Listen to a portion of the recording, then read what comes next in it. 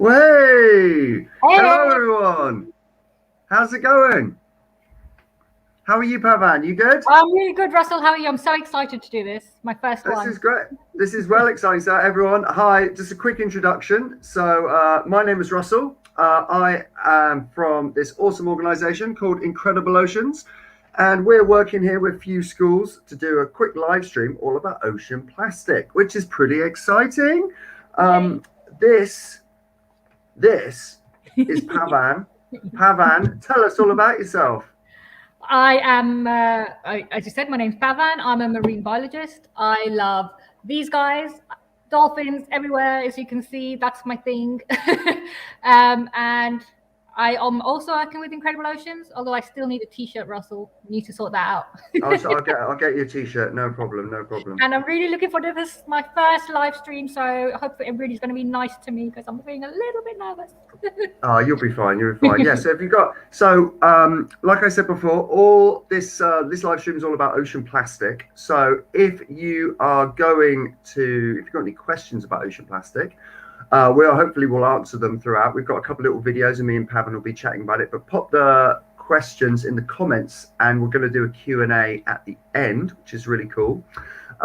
So yeah, what we're going to try and do, because I understand that ocean plastic can be quite doom and gloom. It can be a bit like, oh God, what do I do about it? It's such a big issue. How do I go about dealing with it? So we're gonna start off talking about the problem, like what ocean plastic is, what causes it. We're gonna go a bit sad. We're gonna see like what is it doing to sea creatures. So we're gonna be talking about blue whales, which would be pretty cool. And then we're going to talk about some potential solutions and what we can all do about it. So hopefully it's going to be super positive. Okay, so what I will say is this is going out on the Incredible Oceans YouTube channel and the FuseSchool YouTube channel. So definitely subscribe to both of those channels, whichever one you're watching it through. Make sure you go to the other one and subscribe because there's loads of awesome content on both channels. And so what I think we'll do is we'll kick off then with our first video all about ocean plastics and what it is. So if we could cue that up, that'd be great. Hi, my name's Russell Arnott. I'm a marine biologist at Bath University, and I'm here today to tell you a little bit about plastic. Plastic is an amazing substance. It can be used to make clothing, food packaging, car parts, and even houses. It's super cheap to make, and it's virtually indestructible. But this is also the problem with plastic, or rather, how we as humans are choosing to use plastic. Plastics can take a long time to break down naturally, or biodegrade. That plastic bottle you just used will be around for at least another 400 years. So if Shakespeare had had a water bottle, we would still be able to use it today. And that styrofoam chip container you just ate out of will hang around for as long as the pyramids have already been here. In fact, almost every piece of plastic we've ever made is still here with us somewhere. Unfortunately, a good chunk of the plastic we make ends up in our oceans. And because plastic takes so long to break down, it's just building up and up and up. Scientists have calculated that around 12 million tonnes of plastic is added to our ocean every year. So each year, another 12 million tonnes of plastic is added. Circular ocean currents called gyres collect up this plastic and bring it together in giant floating islands or garbage patches, some of which are as big as the United States of America. These pieces of floating plastic get eaten by turtles, whales, dolphins, seals, seabirds and other marine animals, where they block up their stomachs. Sunlight and waves cause the big chunks of plastic to get broken down into smaller pieces called microplastics. These microplastics are then eaten by tiny plankton and work their way up the food chain into bigger and bigger animals. And now humans have started eating pieces of plastic inside the fish that we catch. So what can you do to reduce your plastic footprint? Just think about the 3 R's: reduce, reuse, and recycle. Firstly, is it possible to reduce the amount of plastic that you use from day to day? The easiest way to do this is to shop at your local greengrocer and take your own bags with you, which you can reuse again and again. Secondly, if you have to use plastic, think about whether you can reuse it. For example, if you buy a bottle of water, you can take that plastic bottle of water and refill it again and again and again.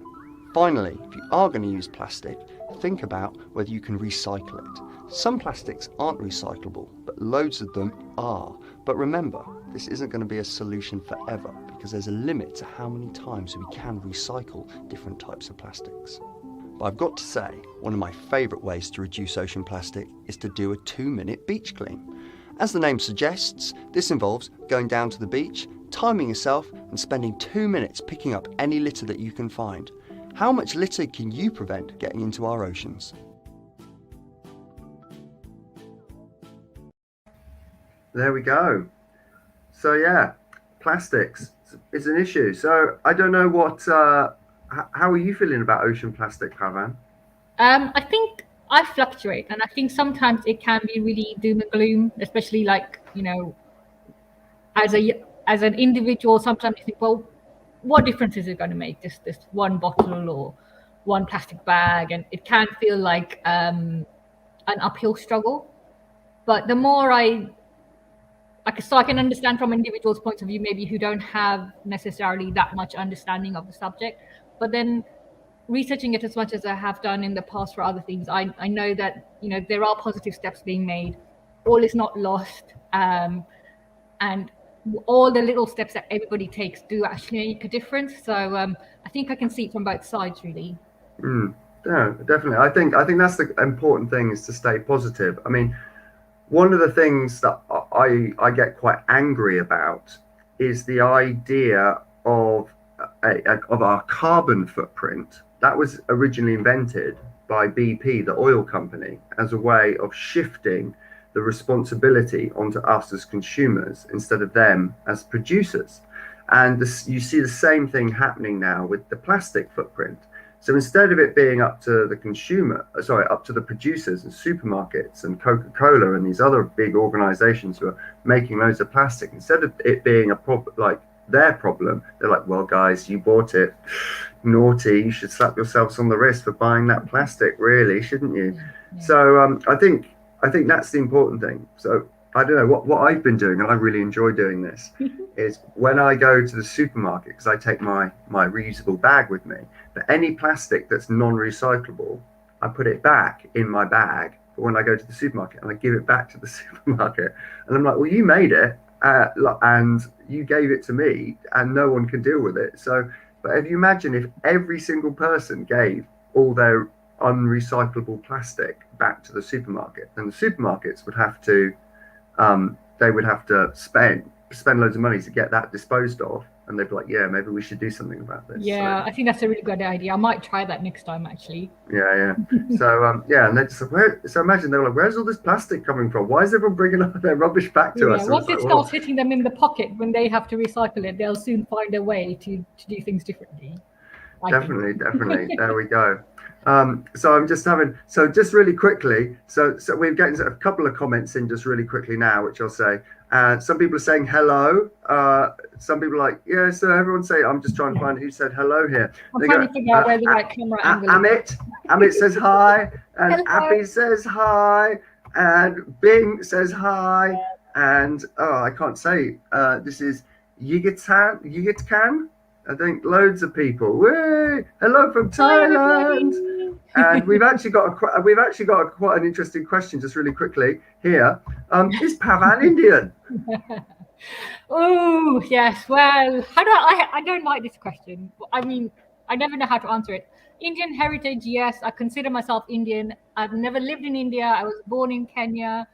I grew up in Kenya. I studied in Kenya. Now I live in the UK. So I'm a global citizen, maybe you want to call it that. But yeah, for all intents and purposes, Indian, yes. Amazing. Right. So your area of speciality, you specialize in dolphins and cetaceans and things. So we've got a video coming up about the blue whale, but just really quickly, like, what's the issue? What's so bad about ocean plastics, and what do these do to kind of marine mammals? Oh, well, where do I start? So I was going to say the obvious thing, but it might not be so obvious. So sometimes there's just confusion. The animals might, by mistake, ingest a plastic bag. For if you take like the big whales, the baleen whales, who just literally gulp a big chunk of water and then sieve out the water, and they only want the krill from there to eat. But then obviously when you take they can't sift out if there's plastic bottle tops in there, or I've even heard of buckets being, swallowed by mistake. So that obviously, I mean, if you think of it yourself, if you put something in your body that you shouldn't, makes you ill. So straight away there's that. That's sort of like a direct impact. And then there's all the microplastics that I'm sure we're going to cover in a minute. So the food that the cetaceans want to eat, so whether that's other turtles or fish or krill or plankton, all of that's got tiny, tiny amounts of microplastic in it. And depending on how big the animal is, there's more microplastic in its body. So the bigger animals, so the bottlenose dolphins or the sperm whales, they're ingesting food which is polluted with microplastics. And then obviously that will accumulate in their bodies and eventually will make them sick and cause them to die, unfortunately. Well, yes, there we go. So it's... Sorry, that wasn't a very fun thing to say, was it? No. Well, so it is interesting, this idea about ingesting plastic, because they reckon now, because all of our food comes in plastic and it's just all fibers kind of come off on our food and things. And so over a whole week, they now reckon that we're eating the equivalent of a credit card every week in our diet. And obviously this is having health impacts on us as well, in terms of our our immune system, in terms of our reproductive systems and things like that. So yeah, it is a thing to worth consider, definitely. But we'll talk about that a little bit more in a sec. But right now we're going to have a quick look at a video about blue whales. And this is a video that we did again with FuseSchool with an amazing science teacher called Caroline Riggs, who is a teacher in a town called Worthing on the south coast of the UK. So she helped us write this one, and here we go. Right, let's cue up the blue schools, the blue whale video.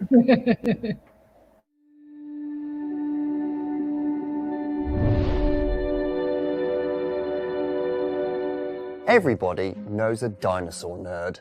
That one person that just won't stop quoting dino facts. Did you know the Wakachakalacosaurus is the biggest animal ever, blah, blah, blah. Well, you can tell them they're wrong, because the largest animal that has ever lived on Earth lives right now. Weighing in at over 200 tons, the blue whale is the largest creature the world has ever known. Just the tongue weighs as much as an elephant, and it's big enough for an entire football team to stand on. I can't even imagine having a 2-ton tongue. That really is a tongue twister. To give you another idea of how big they are, put your hand into a fist and place it just to the left centre of your chest. That's roughly how big your heart is and roughly where it is. But a blue whale's heart is as big as a car, and its veins and arteries are so big that you'd be able to crawl along them. And weirdly enough, despite being the largest animal on Earth, they feed on some of the smallest creatures in our ocean, plankton. More specifically, blue whales feast on a type of zooplankton called krill. These are tiny shrimp-like creatures that swarm together in vast numbers. Blue whales can eat up to 4 tons of this a day. They find it krillicious. Just how we hate getting a mouthful of seawater when we go swimming, whales would rather not swallow gallons of seawater. So how do they swallow the krill without getting a belly full of water? When a blue whale finds a swarm of krill, it opens its giant mouth and engulfs the entire swarm. It has a pleated throat so it can stretch out to allow the whale to hold all the krill in its mouth. But instead of teeth, blue whales have curtains of baleen. Now, this baleen is made of keratin, which is the same substance our hair and our fingernails are made from.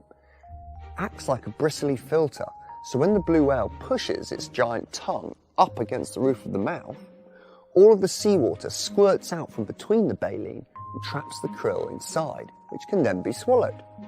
It's kind of like if you were eating breakfast cereal and you used your tongue to squirt all the milk out from between your teeth, keeping the cereal in your mouth.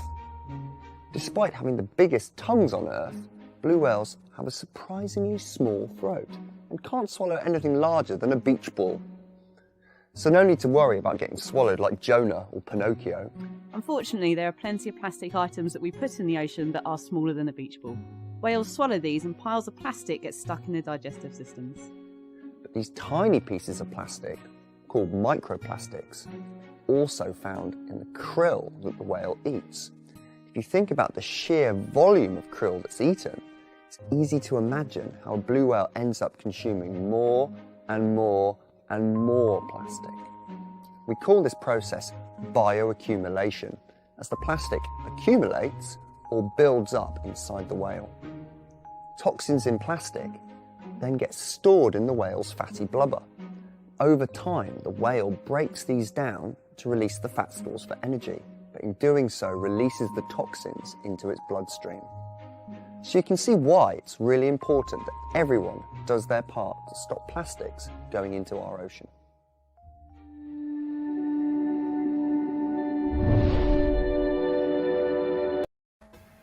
There we go. Blue whales. I love blue whales. They're so many cool facts.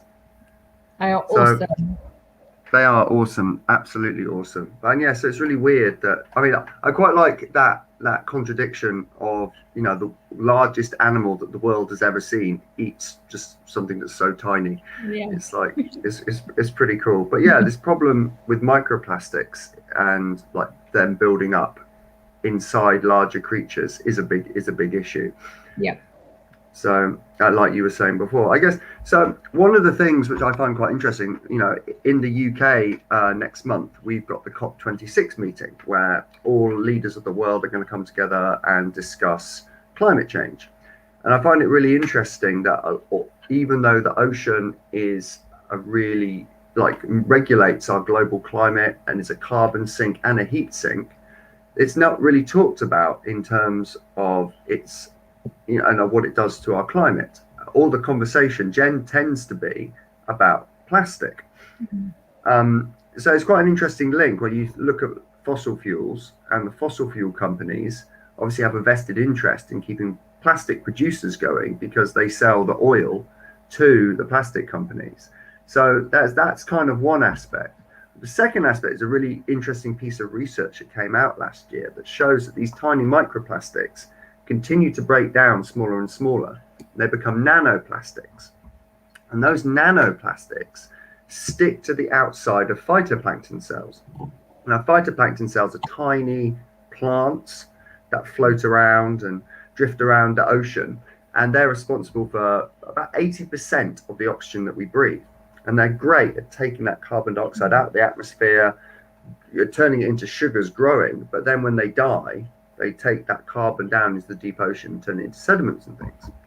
The problem is they've found in this piece of research that these nanoplastic particles stick to the outside of phytoplankton cells, and they reduce the amount of chlorophyll inside them. So, chlorophyll is the pigment that gives them a green color and helps them take the sun's energy and convert that into, you know, via photosynthesis. It reduces the amount of chlorophyll inside them by about 50%. So inadvertently, us putting all this plastic out into the ocean is actually reducing our ocean's ability to take carbon out of the atmosphere as well. That's really interesting. I didn't know that. Yeah. It's a really, really new area of research that people have started looking into. So I should probably say, so my background is I am a phytoplankton biologist. So I'm like, you know, even though we're talking about whales and cool animals, I'm like, I want to get my plankton in there. Yeah, but they're cool too. Phytoplankton's cool too. It's just I don't get on very well with microscopes, so I couldn't do them. That's not for me. But I think it's actually quite an interesting piece of research, because if you think about it, at the moment there's a big spotlight on blue carbon and oceans being, you know, the next place where, you know, that are going to help us clean up our atmosphere and everything. And then for this to come up and just support the whole plastics and microplastics argument of, you know, making sure that we're trying to do things so that we're reducing our impact, because we've suddenly discovered that the oceans can help us heal, and then we're like, actually they can't, because we're polluting that as well. So I think I'm going to have to look that one up later. Well, the big thing at the moment is seagrasses, of course, isn't it? Yeah. And like we didn't realize how awesome seagrass meadows were. So for if you have a square meter of seagrass versus a square meter of rainforest, the seagrass is 4 times better at taking carbon out of the atmosphere than the Amazon rainforest is. So you've got to be like, quick, let's plant all this seagrass everywhere. And so I live on the south coast of Wales in Cardiff, and Cardiff University and Swansea University have got this seagrass project that they're working on, where they're actually putting seagrass seeds out into the ocean and trying to re-establish these beds, because it's such a quick and easy way, not only improving biodiversity, but also taking that stuff out. There we go. Cool. So now that we're on a bit more into solutions focused about what we can do about it, I came up with quite a fun little experiment. So every year I've been at the Cheltenham Science Festival, which is quite cool. And this year, because of coronavirus, the festival went online, and they asked me and this other awesome YouTuber called Marine Mumbles. They asked me and her to do an experiment, a classroom experiment, all about ocean plastic. And the idea is we've got a worksheet and we've got a video, and you can work through it. But it's also got a really fun experiment that you can do at home. So so basically, if you just Google like Cheltenham Science Festival Sea of Plastic or something, it should come up. But this is the clip of me doing like a fun experiment, which you can do at home, and hopefully you will be able to be like, oh, okay, that's pretty cool. It's a potential solution. So if we could cue that video, that'd be great. Thank you. Hello. So from part 1, you've probably seen how long it can take some of these plastics to biodegrade or to break down. But one of the worst plastics is styrofoam. Now this is styrofoam. It's made from lots and lots of tiny little foamy balls all stuck together, and we use it for packaging to protect things. So you might have seen it from things like this that come with TVs or computers to protect them as they're being shipped. But as well as being lightweight, it's also great for keeping heat in. And so for that reason, we use it for chips. We can put our chips in here. It keeps our chips nice and warm. We can eat it. We can be like, oh yeah, great, I've eaten my chips. Then we throw that away. Or we can use it for cups of tea, because it stops it from burning our hands, but also keeps our tea nice and warm. Delicious. But the problem is, we use these items, these cups, these trays for chips, for an average of about 12 minutes. And then, once we're done with it, it can't be recycled. So we just have to burn it, which gives off lots of toxic fumes into the atmosphere, or we bury it underground. And styrofoam takes 5,000 years. 5,000 years to break down, which is crazy. That's as long as the pyramids have already been around. So I'm going to show you a cool experiment that you can do that helps us recycle styrofoam. So what are you going to need for the experiment? You're going to need a bowl to put your bits in. You're going to need some acetone. Now acetone is the posh word for nail varnish remover, but you'll notice from these symbols that it's flammable, so no exposed flames, no fire or anything like that. And this little thing here, this means that it is an irritant. So we're not going to be getting it in our eyes, and more than likely your teacher is going to be handling it for you. And then obviously we're going to need some styrofoam to recycle. So step 1 is to get your styrofoam and to break it into bits and put it into the bowl. Amazing. There we go. We've got loads of bits of polystyrene in a bowl. Step 2, get your acetone and take off the lid, because that helps fluid come out, who'd have thought. And then all you're going to do is pour it on top of the styrofoam. Are you ready? 3, 2, 1. Whoa! And hopefully you'll be able to hear that fizzing. See, how styrofoam is made is they get the plastic when it's still liquid and they pump it full of air, and that makes it puff up and turns it into like a foam. As soon as I add the acetone to the styrofoam, it turns the styrofoam back into its liquid form. All of the gas fizzes out, that's what we could hear, and we end up with this weird goopy mixture. Now, if you don't have any cuts on your hands, and you don't have sensitive skin, you can touch this because it is just nail varnish remover. But I would recommend probably wearing gloves. But what you can do is remold it into different shapes because it's going to stay squishy for about a day. Now, as you're remolding it into different shapes, you might notice that your hands feel really cold, and that's because acetone is a volatile substance. This means it doesn't take much heat for it to evaporate away. So just the heat from my hands is enough to cause it to turn from a liquid into a gas. And as it changes from a liquid into a gas, because I can smell it, so clearly it's turning into a gas, it takes my heat away from me, which is why I think it's really cold. Right, what I'm going to do, I can mold it into whatever shape I like. I'm going to leave that for a day, and it's going to come back. It's going to be rock hard. What are you going to mold yours into? So luckily, scientists have come up with a slightly better way to deal with our styrofoam problem than just pouring acetone on it all. Because actually, that's quite expensive. And what do we do with all the acetone afterwards? So what they've developed is this. And you're like, well, hold on. That looks just like styrofoam, yeah? It does look like styrofoam. It's foamy and it's squishy and it's trapped full of air and it's used for a packaging material. But instead of it being a plastic that stays in the ground for 5,000 years, this is made from corn. You're like, what? Plastic that's made from corn? Exactly right. This is a bioplastic. And if you want to get rid of this, you just can put it straight in the ground and it rots away. You can put it in your compost bin and it rots away because it's corn. But if you want to do it quickly, you just get some water, pop it in the water, and that's enough to make it dissolve away into cornstarch. Ugh. Go science! We're watching you, Russell. You bring it all to life.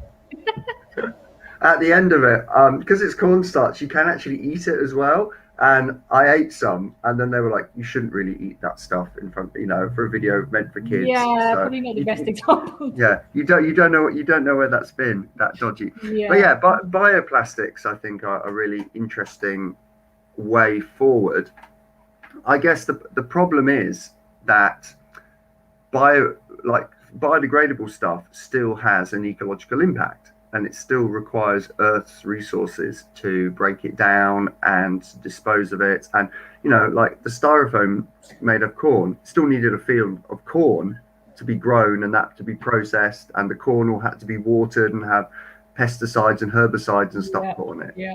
So yeah, it's oh, it's great, it's fine. I'm gonna have a straw because straws. I'm gonna have a paper straw because it's not a plastic straw, so it's okay. And you're like, well, actually, the paper straw has still been made from trees or something like that. So yeah, I think the key step in the thing. right direction, but there's still work to be done, I think, because Yeah, definitely. Well, so they talk about awesome things like every cloud is a silver lining, and one of the things that happened as a result of coronavirus is because no one was going to Bali on holiday before tourism hit Bali, I don't know, back in the 80s, everyone there used to do seaweed farming, and so because there was no tourism, everyone went back to seaweed farming. And a company from Singapore has developed a way of making bioplastics from seaweed, which is carbon negative, because as the seaweed grows, it obviously takes the carbon really quickly out of the atmosphere. So all the people who were like, oh, great. So they just started farming more and more seaweed while there was no tourists, and paved the way for this Singapore startup company to get their bioplastics out there. So that was pretty cool. That's really cool. I like that story. Yeah, so so it is. I think there are some positive things, and we're learning. We learn from our mistakes, and we're working forward. So that's what we need. So yeah, I'm going to stop waffling and see if you guys have got any questions. We've got a couple of comments here, but if you've got any questions about plastics for either of us, or whales and dolphins for Pavan, or if you've got any nerdy questions about plankton or that experiment or anything for me, then do pop them in here. Otherwise, we'll just show off what people have said. I like so Sasha Lee has been commenting. She's like has said, I think some countries include a deposit in the price of packaging to encourage customers to bring their plastic packaging back. This is true. So I know it happens a lot in Scandinavian countries, and it's great fun because, again, when you go to the supermarket, you take your bottles and cans with you, and there's this machine that you feed it into them. It goes and it like crushes them up, and then at the end you get a little token, and you can either spend that money in store or you can donate it to a charity like the Red Cross or something like that. So yeah, deposit return schemes are a fantastic way of showing people that this isn't waste, but it has value to it, and encouraging companies to do things like take the bottles back and stuff.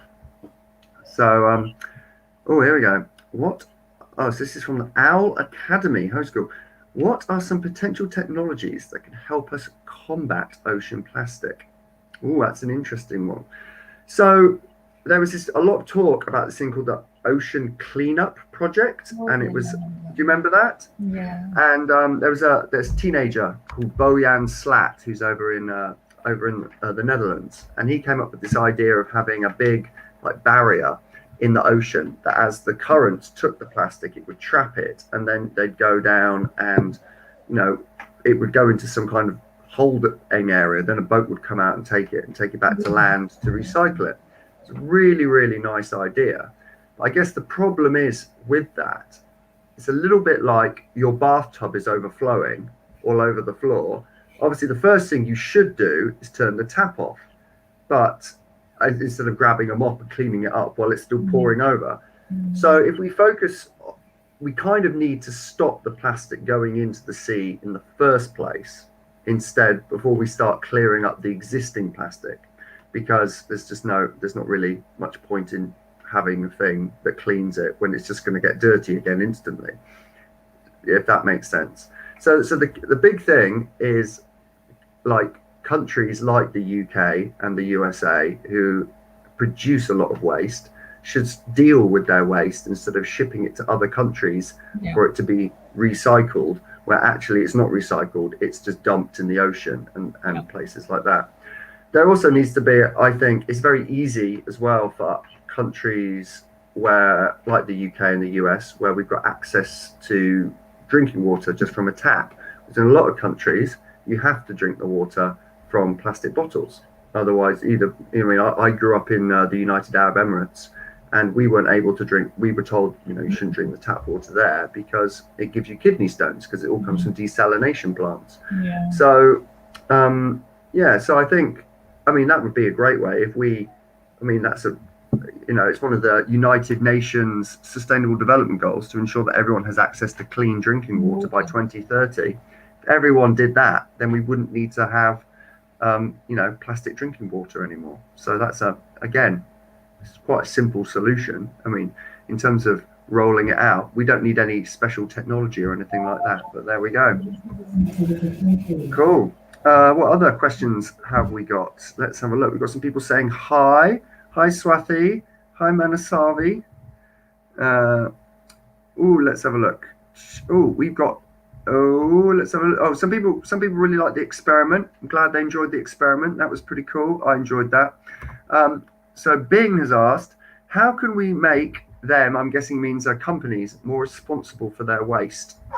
And this comes down, I think, to us as individuals. This is the best thing that we can do, I think, is to put pressure on governments to put legislation in place that makes companies be responsible for their waste. And this is writing to government, writing to representatives, writing to parliament and things, and being like, oi mate, it's not okay for these companies to keep on producing all this plastic that's not recycled.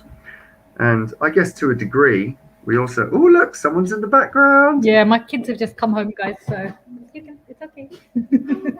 We just got home from school, so. They just got home from school. Yeah. Oh, awesome. Hence the headphones I've got on. So. Okay, so we won't keep you too long as the kids are home. So this is a good question. I like this one. So I remember scientists thought you could find an enzyme to break down plastic in the oceans. Is it made up story or is it true? So I have seen funguses that you can feed plastic and they slowly break it down. I guess one of the problems is that this plastic is going to be broken down into something, and it's what is that plastic going to be broken down into? And given the quantity of the plastic that we've currently got in the ocean, we don't want to pour this enzyme all over the ocean and then have it do something else to the ocean that might potentially be worse. So obviously there's a big area of research trying to break down plastic, and you know, we are getting into the world of bioplastics and whether they're greenwashing or not. But yeah, in terms of it being an enzyme, I mean, I think it's definitely possible, but we need to be quite careful how we use it and make sure the things it's broken down into themselves aren't toxic, because, you know, within plastics, you've got lots of chemicals, haven't you? So there we go. I can't see any other questions on there. So there was one on there. I think it might have been Sasha as well. She was asking, or somebody was asking, if they take the plastic back when you've gone to the supermarket. Oh, okay. This one, I think it was. Yeah. Okay. No. Oh no, we talked about. No, yeah, not that talked, one. There was one. I can't see where it is now, but there was. I'll see if I can find it while you carry on talking. Okay, no worries. I'll keep waffling. So one thing I will say, we've got some. If you are watching this on the on FuseSchool channel, definitely head over to the Incredible Oceans website, YouTube channel. Check us out, like and subscribe, all that stuff, which is pretty cool. Also, if you're watching this on the Incredible Oceans channel, head over to FuseSchool, like and subscribe, all their stuff. And when we say like and subscribe, it's really important, because it's not just like an ego thing. We're not like, oh, it's so great, all these people watched us. It basically pays for us to keep making videos, to keep doing live streams, to keep doing content and things like that. So I'll say that. The second thing I'll talk about really quickly while you're trying to find that is here you go. Do they Saeed. actually take? No, Saeed wants to know, do they actually take the plastic back? Yeah, they made it. You just have to be firm, I guess, Russell, right? Yeah, I'm just like, hi guys, here's all the plastic, and quite often they're like, huh, what? Or yeah, I just leave it.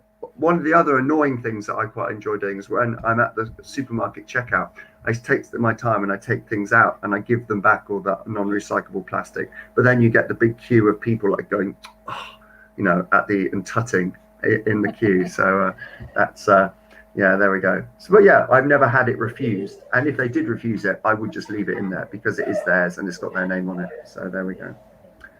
So one thing I will say is we are running another live stream on Saturday. We're running 3 live streams on Saturday. We've got one all about, so we run this organization called Siren Calling, which is pretty cool, which basically, there we go, Siren Calling. Siren Calling is all about making, I'll just put my eyes up here. Siren Calling is young people who are making content about the environment. So check it out. We've got one about underwater. We've got one about stuff on land. We've got one about stuff in the air. Head over to that website, Siren Calling. Sign up to our live streams. They're all free and they're all going out on Saturday. So check that out. But I think we're about done. As I can't see any more questions. There's a couple of questions there, Russell. Let's see. I think we kind of probably covered this one already. I think this last bit, hi Kashitya, sorry if I don't pronounce that right. Even if there's separate bins, people are really not responsible. Yes, this is my personal, I hate this one, but don't be afraid to tell people to pick up their rubbish. I do it all the time. In fact, I come home with my own rubbish if I can't find a bin. You know, and my kids know not to put their rubbish unless unless it's somewhere in a bin or whatever, and to check which bin it goes into. So I think, you know, you don't have to be rude, but just politely ask them to put it in the bin and it should be fine. Cool. And in terms of like trying to get, I guess people to make sure they do recycle and they put plastics in the right bins and stuff like that. I think, so one way that I've noticed that, so I live in Cardiff, and the one way the Welsh government does it is they do a recycling collection every week, but they only pick up your general waste every 2 weeks. So if you produce too much waste, you end up with these giant bin bags of rubbish everywhere. So it's better to, it's like incentivizes you to recycle, because then you get rid of your household waste quicker. which I thought was quite nice. And I know in Canada they charge you for per general waste bag that gets taken away, but they don't charge you for recycling. So at the same time, it incentivizes you to be like, okay, I'm gonna get rid of that. There we go. Cool. There is a question which is about dolphins, which I think is really good. I'm conscious that this is about ocean plastics. I don't want to get too far off that. Do you want to? Shall we? Because this has been all over the internet recently. It's very current. So, isn't it? there you go. So do you want very quickly? Yeah, go on then. I don't understand them. I don't understand why it has to happen. They've been doing it for years. In fact, they've had another one since this one hit the news. They've had another one in the last couple of days, and I think that was pilot whales this time. And I think that was only yesterday, day before yesterday, something like that. Whilst I can sympathize with the cultural significance of why, back in the day, this used to be their heritage, that's fine, I get it. But I think in this day and age, I just don't understand it. I can't justify it. It makes me sad. It makes me annoyed. And I think if the argument is that, it's our heritage and it's our connection to our heritage, etc., then for me personally, I would, again, this is my own views. For me personally, I would think, well, okay, maybe if you have to, you get the Inuits do it, and they take one animal per village or something like that, and there's no waste out of from that. They use every single part of that animal. So maybe something like that, so they can keep their culture alive, but they're not massacring thousands of dolphins for for anything. That's my take on it. So ideally, don't do it at all, but if you have to, I would say maybe that. So I'm gonna try and be devil's advocate here, because I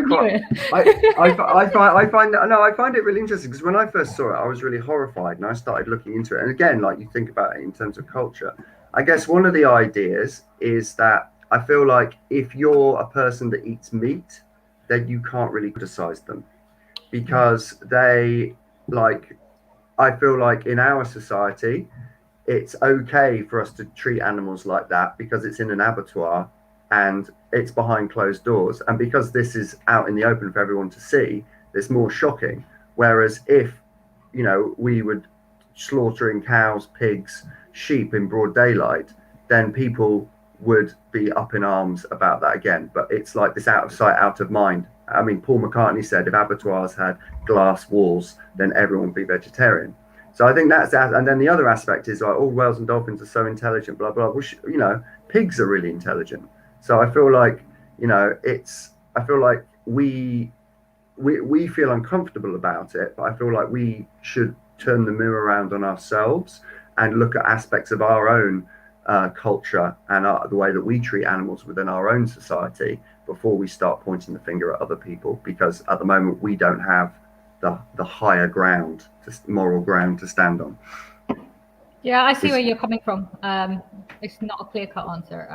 No. There we go. Right. Anyway. On that happy note. On that happy note, like and subscribe, guys. Thank you so much. We also like to say thank you. So Maria is one of the FuseSchool team members who has been keeping the channel going all through coronavirus, and this is her last live stream. So bye, Maria. Thank you for all of your amazing behind the scenes help. Round of applause. And we will hopefully stay in touch with you. And in the meantime, we will be working with the other FuseSchool crew to keep on doing these live streams. We'll try and do one every month, and yeah, let us know in the comments if there's anything you'd like us to be talking about or like us to focus on, or anything you'd like us to be making videos about, because we do this for you guys, and it'd be really great to work with you to develop the videos that you guys want to see. Definitely. Brilliant. Okay, I'm going to wave goodbye. Well done, Pavan. Bye. You've Thank done you a for live having me stream. there. You did a live stream. Yeah. Right. Thanks, Cheers, everyone. guys.